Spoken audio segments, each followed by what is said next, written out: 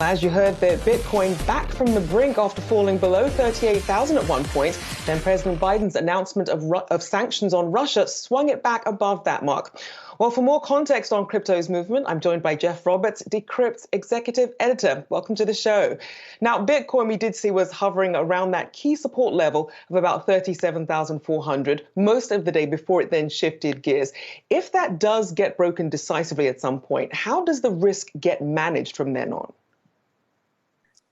It's Bitcoin, so you can never quite predict what's going to happen. But I know some people are, making noises about 30,000 is the next floor of Bitcoin. I don't think that's going to happen. It's doing okay right now, but this episode shows again that Bitcoin, like everything else, is vulnerable to macroeconomic shocks. And it's interesting because at one point, Bitcoin was considered one of those safe havens like gold during market uncertainty, but now it's acting more like some of these other high growth tech assets and equities. How much of that shift is due to some of these large institutional investors versus other factors in the industry? I think you put your finger on something. Yeah, I think that the institutions hold it to a degree far more than they did a few years ago, so that when the market panics, they dump their Bitcoin along with everything else. They're not kind of hodlers or true believers in Bitcoin like the early crowd was. But, you're right. It underscores for a long time the narrative of Bitcoin was when the world goes to hell, Bitcoin's going to be there. But now we see that when the world goes to hell, the price of Bitcoin falls alongside stocks and everything else. And it's interesting because with any optimistic news then that you hear about Bitcoin, people start talking about when is it going to hit that 100,000 mark, perhaps 200,000. Do we have a sense yet of because of how it's now tracking with some of these risk offs, where this could actually be looking, say, in a year from now? It's a mug's game to predict Bitcoin's price in a year. I'll just reiterate what I usually say. Every year Bitcoin, doesn't die, it just gets stronger. And I think Bitcoin is just more resilient than ever. It's going through a slump right now. I say this not as an ideologue or believer in it, but it's just I've seen it written off too many times that it will have its slumps. And remember, it hit like 60,000 or almost 70,000 last year. It went on the run of its life and it's in a bear market right now. Some even think we're in a crypto winter. But look at the floor now. Bitcoin used to, fall down to, 3,000. Now, it's news that it's at 38,000. So, I think long run, Bitcoin's still Bitcoin. It's going to, build and climb slowly. But, it could have a rough stretch ahead. Now, I want to talk Ukraine because up until this point, it had been positioning itself to be a key decentralized finance hub.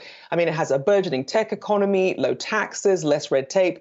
And then, of course, the Ukrainian parliament passing a bill to legalize cryptocurrencies and exchanges Thursday, but not yet to adopt it as they're still sort of trying to determine regulations. What are your thoughts on whether Ukraine could be a case study for the role of crypto being used during conflict at times when people are not able to access their money through traditional means like banks?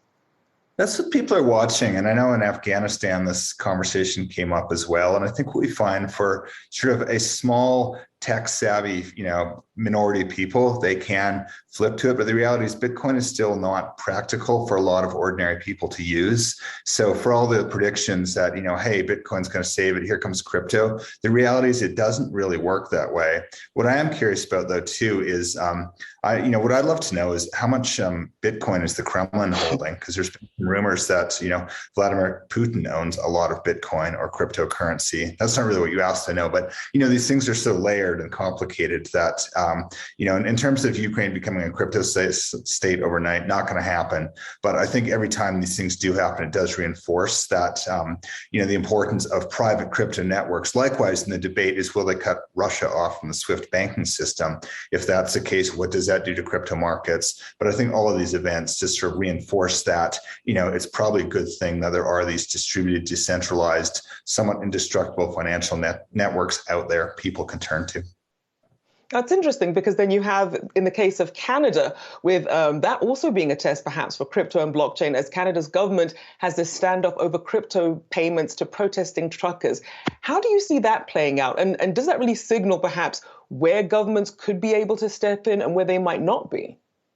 Yeah, it pushes the capacity of governments. Decrypt was just at Ethereum Denver, sort of the big gathering of all the Ethereum folks, where Ethereum founder Vitalik Buterin spoke and said that, Canada's actions are a worrying signal. What if this becomes the new norm? But, as we discover on the ground is, in theory, crypto is invisible. You can, control your own currency. But the reality is most people don't know how to use it in that fashion. So watching Canada flex its muscle, go after the exchanges, seize people's Bitcoin, shows that the government still can have the upper hand, but it also strengthens resolves of people who really believe in decentralized cryptocurrency, use their own wallets and stuff like that, and are able to avoid those sort of actions by government. So I think this is just the latest iteration in a long kind of cat and mouse game between governments and crypto believers. But yeah, the combination of what happened in Canada and what's happening in Russia is probably going to strengthen the hand of the hardcore crypto people to say, hey, here's the time to really, learn more about how to hold your own currency. And this is happening as President Biden is expected to issue an executive order in the coming days to have government agencies study cryptocurrencies and also a central bank digital currency. How should investors in crypto platforms be preparing for perhaps a digital dollar while a more comprehensive crypto regulatory environment is also on the way? Now, these are fun kind of parlor discussions, but the reality is there's going to be no central bank digital currency in the US. The privacy implications are, too enormous, and the banks don't want that. And as for the executive order, that's going to make a bunch of headlines, but the reality is, President Biden's fully occupied with Ukraine, and there's not much he can really do to order. He can't say there is no Bitcoin. Well, the order is going to be something to the effect, from what I've heard from my DC sources, is, okay, agencies, SEC and Fed Reserve, come up with a plan, so it's going to make a lot of headlines because it shows Bitcoin's, and crypto is in the big time. There's executive orders out of it, but it's going to be, I think, a lot more sort of, sound and fury than it is substance, but it'll certainly make the news.